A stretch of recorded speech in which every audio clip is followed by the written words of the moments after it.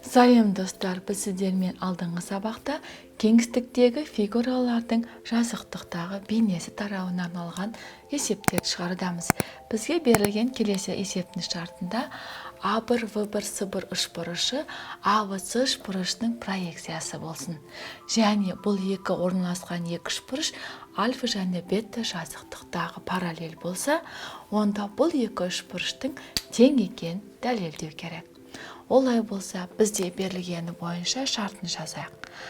АВС үшбұрышының А1, В1, С1 үшбұрышы проекциясы болсын. Проекциясы. Және бұл екі үшбұрыш орналасқан жазықтықтар параллель болсын. Альфа жазықтығы параллель бета жазықтығына. Және АВС үшбұрышы толығымен осы үшбұрыш жазықтығы толығымен альфа жазықтығында жатыр. Ал үшбұрыш А1, В1, С1 үшбұрышы толығымен бета жазықтығында орналасқан. Олай болса, бізге дәлелдеу керек. Бұл екі үшбұрыштың тең екен.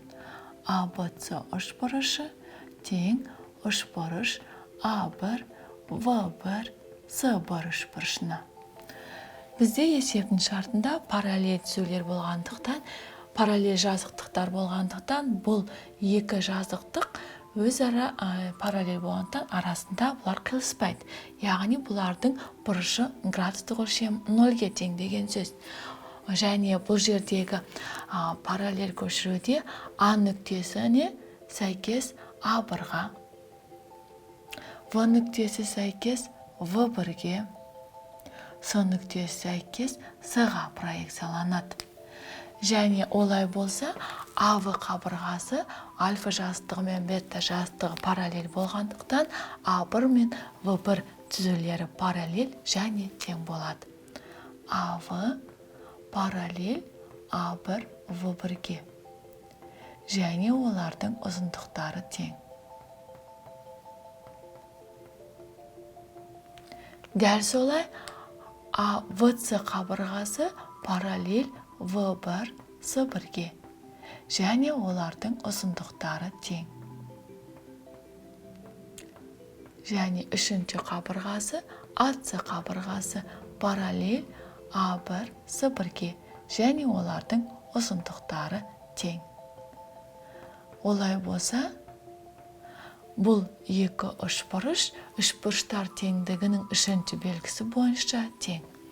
Олай болса, үшбұрыштар теңдігінің үшінші белгісі бойынша, яғни үш қабырғасы бойынша, үшбұрыш АВС үшбұрышы тең болады үшбұрыш А1, В1, С1 үшбұрышына. Енді қалған үш элементі, яғни бұрыштары сәйкес А бұрышы тең болады А1 бұрышына, В бұрышы тең болады В1 бұрышына. Және С бұрышы тең болады С1 бұрышына. Балалар, біз сіздермен қарастырдық кеңістіктегі фигуралардың жазықтықта бейнелеуін. Келесі кездескенше сау болыңдар.